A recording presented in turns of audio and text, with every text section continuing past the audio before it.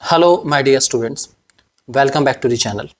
बेटा आज हम लोग CBSE class 12th business studies के टॉपर की आंसर शीट का एक एनालिसिस करने वाले हैं।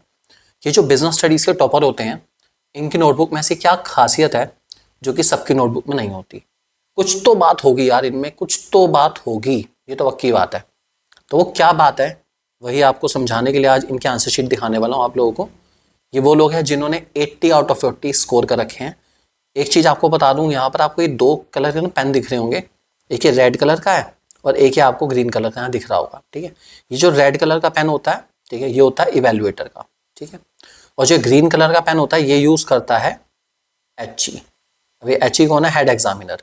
मतलब एक रूल है छोटा सा कि जिस भी बच्चे की आंसर शीट में मार्क्स 80 में से 75 अबव हो जाते हैं उसके आंसर शीट HE जरूर देखता है, हेड एग्जामिनर।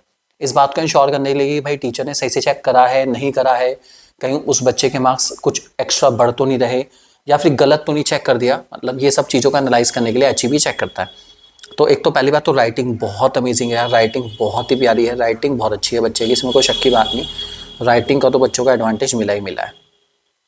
ठीक है, इसके अलावा चलो लॉन्ग क्वेश्चन की बात करें तो देखो यहाँ पर एक डिफरेंस लिखा है बच्चे ने, that is primary and secondary market के बीच में डिफरेंस। ठीक है, तो एक तो बेसिस मेंशन करोगे ना तो आपको आंसर की जो इफेक्टिवनेस लेवल है वो बढ़ जाएगा। तो बेसिस हमेशा मेंशन करके चलो। ठीक है, दूसरा देखो प्राइमरी सेकेंडरी का डिफरेंस है, डिफरेंस तो खैर बड़ी बात नहीं है, लेकिन हाईलाइट करना जो भी मेन चीज़ है। आप देखो मैं हूँ मान लो वैल्यूएटर हूँ बिजनेस स्टडीज़ का। ठीक है, मेरे को देखना प्राइसिंग ऑफ सिक्योरिटीज़, तो मैंने कहा हाँ ठीक है, बच्चे को बताया कि मैनेजमेंट डिसाइड करता है, इधर डिमांड एंड सप्लाई से डिसाइड होता है।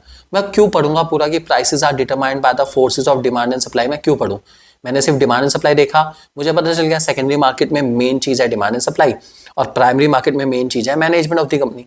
ठीक है, लोकेशन की बात करें, इसकी नो फिक्स लोकेशन है, इसकी स्पेसिफिक लोकेशन है अपना।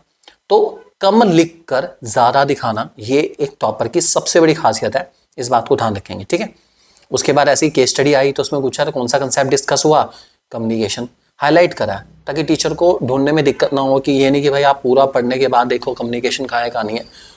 हाईलाइट कर दिया, बाकी 5 एलिमेंट उसके लिखे हैं, बहुत अच्छे से लिखे हैं, बहुत ज़्यादा डिटेल नहीं, लेकिन जितनी रिक्वायर्ड उतनी डिटेल बहुत अच्छे से दी गई है। ठीक है, अभी तक तो ये है कि हाईलाइट करना चीज़ों को बहुत ज़रूरी है, जहां पर आप चीज़ों को हाईलाइट कर देते हैं उसके आंसर की वैल्यू बढ़ जाती है। ठीक है, दूसरा कोई भी डिटेल अगर आप लिख रहे हैं 2 से 3 मार्क्स के अंदर तो बुलेटिन यूज करके लिखिए, पॉइंट्स में लिखिए। ठीक है, don't write in paragraph, use points with bulletin या विद बुलेट्स। ये छोटी छोटी बुलेट्स बना के पॉइंट लिखो भाई, आंसर की इफेक्टिवनेस को बहुत बढ़ा देता है। और जो आंसर इफेक्टिव होगा ना वो आंसर हमेशा, इफेक्टिवनेस तो वैसे भी ज़रूरी है यार, पता ही आपको बिजनेस स्टडीज़ वाले हो, जिसका आंसर इफेक्टिव है उसको पूरे नंबर हमेशा मिलते हैं। ठीक है, तो ये इस नोटबुक से हमें पता चल रहा है, सीबीएसई के द्वारा इशू करेगी नोटबुक है। राइटिंग बहुत अच्छी, सिंपल, बढ़िया लिखा है।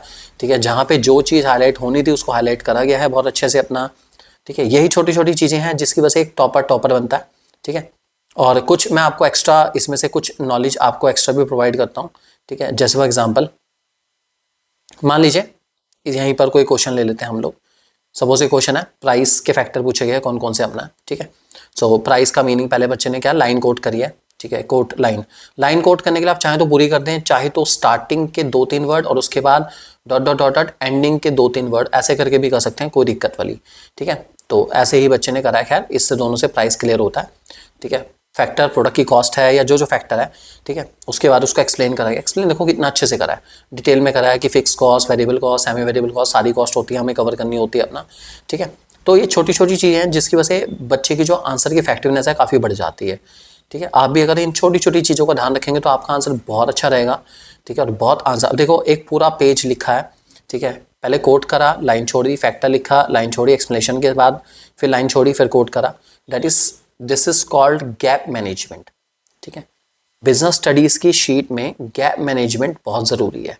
आप अगर सही से गैप को मैनेज करते हैं तो आपके आंसर की जो एफिशिएंसी है, जो प्रेजेंटेशन है वो बहुत इफेक्टिव रहेगी और आपके आंसर शीट जो आपने आंसर लिखे हैं वो बहुत अच्छे नजर आएंगे, अच्छे लगेंगे लिखे हुए। और आंसर हमेशा ध्यान रखना, जो आंसर अच्छा लगेगा लिखा हुआ, एग्जामिनर भी उस आंसर को बहुत ज़्यादा डिटेल में, बहुत डेप्थ में आलतू फालतू ज़बरदस्ती थोड़ी बहुत हल्की फुल्की अगर मिस्टेक भी होती है तो उसको इग्नोर करके बच्चे को पूरे नंबर देगा। ठीक है, तो ये छोटी छोटी चीज़ें ध्यान रख के चलेंगे आप लोग। ठीक है, कोशिश करिए जहाँ पर अगर आपको प्रेजेंटेशन की नीड पड़ती है प्रेजेंटेशन करो। मान लीजिए सपोज मोटिवेशन का ही आ गया तो आप स्टिक डायग्राम बना सकते हैं।